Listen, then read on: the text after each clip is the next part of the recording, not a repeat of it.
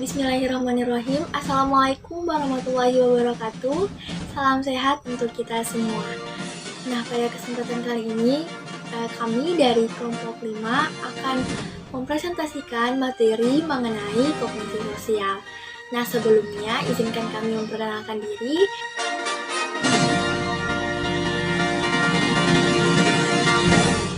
Nah, teman-teman, sebelum kita membahas lebih jauh mengenai materi kognisi sosial ini, saya akan memberikan sedikit penjelasan mengenai apa sih kognisi sosial itu sendiri. Jadi, teman-teman, kognisi adalah respon atau reaksi individu terhadap manusia maupun benda yang terbentuk dengan cara bagaimana individu tersebut memandang keduanya. Atau dengan kata lain, kognisi berkaitan dengan dunia kognitif manusia itu sendiri. Nah, kemudian dalam respon atau reaksi ini terbentuk kesan. Kesan yang terbentuk ini sifatnya individual. Maksudnya, dua orang yang berbeda tidak mungkin hidup dalam dunia kognitif yang sama atau tidak mungkin memiliki kesan yang sama meskipun terhadap manusia atau terhadap objek yang sama. Nah, selain itu, kognisi juga diartikan sebagai konfigurasi pengetahuan yang terorganisir dan berasal dari pengalaman masa lalu kita yang digunakan untuk menginterpretasikan pengalaman kita sendiri. Kemudian, kita dapat simpulkan bahwa kognisi sosial adalah proses berpikir yang dilakukan seseorang untuk memahami dirinya sendiri dan juga untuk memahami orang lain, atau tata cara bagaimana kita menginterpretasikan, menganalisa, mengingat, dan menggunakan informasi tentang dunia sosial yang kita alami.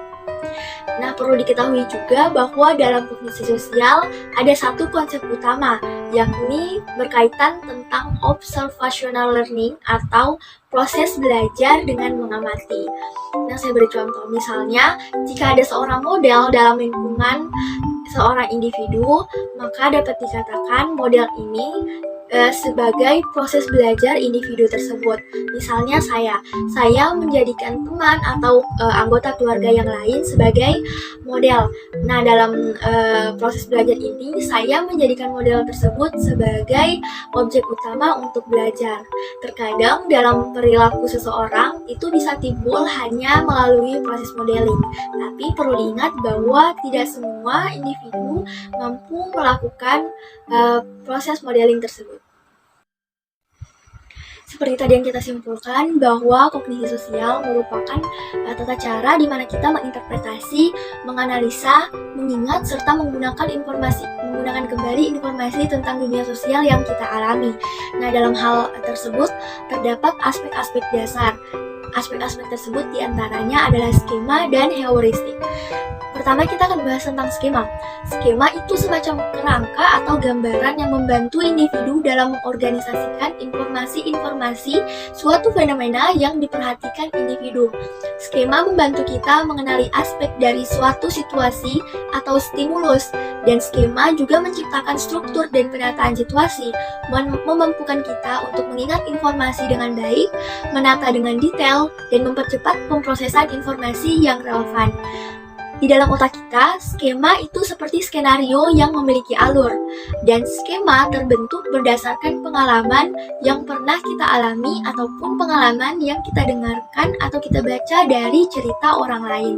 Pada dasarnya, skema akan mempengaruhi kita dalam melakukan sesuatu atau dalam menyikapi sesuatu. Dalam skema juga memiliki sisi negatif, karena skema mempengaruhi apa yang kita perhatikan, apa yang masuk dalam ingatan kita, dan apa yang kita ingat. Skema memainkan peran penting dalam membentuk prasangka dan pembentukan satu komponen dasar tentang kelompok tertentu. Skema akan sulit diubah atau memiliki efek bertahan, dan kadang skema memberikan efek pemenuhan harapan diri, yaitu membuat dunia sosial yang dialami menjadi konsisten. Baik, terima kasih. Saya akan melanjutkan materi dari saudari Salsabila, yaitu jenis skema. Yang pertama adalah self schema. Self schema yaitu informasi tentang karakteristik yang dimiliki diri sendiri. Yang kedua yaitu person schema. Person schema yaitu berisi informasi tentang tipikal orang dan bermanfaat untuk mengkategorisasikan orang lain. Yang ketiga yaitu role schema.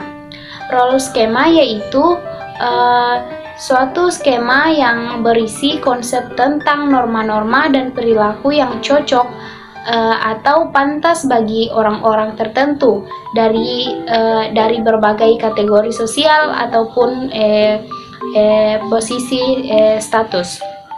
Yang keempat adalah event schema. Event schema berisi pengetahuan tentang tipe urutan kejadian atau situasi sosial suatu peserta, yaitu pertandingan sepak bola dan wawancara pekerjaan. Baik, materi selanjutnya yaitu keuntungan pemrosesan skematis. Yang pertama adalah skema dapat membantu ingatan. Titik ingatan seringkali bekerja dengan baik jika dapat mengulang beberapa wakil skema kejadian atau orang lain dari masa lalunya. Yang kedua yaitu kecepatan pemrosesan seringkali diingatkan melalui skema yang relevan. Hal ini terjadi terutama jika informasinya konsisten dengan skema titik dalam beberapa kasus. Yang ketiga yaitu skema dapat membantu kita mengisi informasi yang tercecer seandainya terdapat kesenjangan di dalam pengetahuan kita. Yang keempat yaitu skema juga memberikan harapan normatif mengenai apa yang akan terjadi di titik sebaliknya. Pengharapan itu dapat menentukan apakah suatu situasi yang menyenangkan atau tidak menyenangkan. Baik, materi selanjutnya yaitu skema sebagai berpikir jalan pintas atau disebut dengan heuristik. Heuristik adalah mempersingkat atau memotong proses mental menjadi lebih pendek dan merupakan strategi yang digunakan untuk keluar dari lingkungan yang kompleks. Adapun tipe-tipe dari strategi berpikir jalan pintas, yang pertama yaitu representasi. Representasi merupakan strategi representasi ini membuat kita dapat mengklasifikasikan orang dengan cepat dan tanpa susah payah, tetapi hal ini dapat membimbing pada kesalahan. Yang kedua yaitu strategi ini biasanya digunakan saat kita harus mengantisipasi kemungkinan suatu kejadian, titik kejadian menjawab pertanyaan berapa sering, berapa banyak. Yang ketiga yaitu pengutamaan. Pengutamaan ketika seseorang harus membuat suatu keputusan tentang kejadian yang tidak familiar atau tidak kita kenal. Kerugian berpikir jalan pintas. Yang pertama, generalization fallacies, yaitu secara logis data atau informasi yang diperoleh beberapa orang seharusnya lebih akurat daripada yang diperoleh dari sumber yang terbatas, misalnya dari diri sendiri atau dari seorang teman. Yang kedua, bullet traits, yaitu skema tentang orang yang diorganisasikan dalam implicit personality theories yang berasumsi bahwa seseorang yang memiliki trayek atau ciri sifat khusus mungkin juga memiliki ciri-ciri sifat yang lainnya. Yang ketiga, halo efek, yaitu kecenderungan kita harus membuat keputusan tentang orang lain yang tidak kenal atau ketika kita hanya memiliki informasi yang sedikit atau samar-samar, sehingga kesan umum tentang seseorang sebagai baik atau buruk akan mempengaruhi persepsi kita tentang beberapa ciri yang lebih khusus yang dimiliki orang itu. Berpikir ilusi atau illusory thinking. Yang pertama, illusory polarization, yaitu sejumlah wanita yang menemukan bahwa sebagian besar dari mereka merasa bahwa ada hubungan antara suasana hatinya, murung, sedih, atau riang. Yang kedua, illusory control, jika seseorang merasa seakan-akan ia dapat mengendalikan lingkungannya, padahal sebenarnya tidak. Yang ketiga, overconfident judgment, yaitu penilaian yang terlalu percaya diri dapat menyebabkan seseorang memiliki pikiran bias atau kesalahan dalam berpikir.